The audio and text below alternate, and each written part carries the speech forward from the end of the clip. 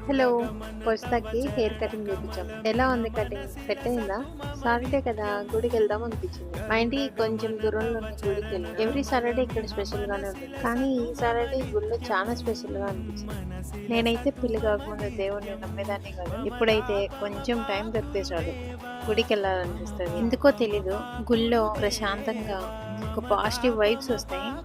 ఈ గుడిలో అయితే ఎవ్రీడే భజన చేస్తారు. సాటర్‌డే అయితే ఇంకో కొంచెం స్పెషల్‌గా చేస్తారు. గుడిలో ఆంజనేయ స్వామి, వినాయకుడు, ఈశ్వరుడు, కృష్ణుడు, సీతారాముడు స్వామి, వెంకటేశ్వర స్వామి, నవగ్రహాలు ఇలా అందరూ కలిసి ఒకే చోట ఉంటారు. పోస్తా వాళ్ళ ఓనరమ్మమ్మతో మొత్తం గుడంతా తిరిగేసింది. అప్పుడప్పుడు ఈ గుడికి వస్తాం కాబట్టి పోస్తాకి ఈ గుడి మొత్తం తెలుసు.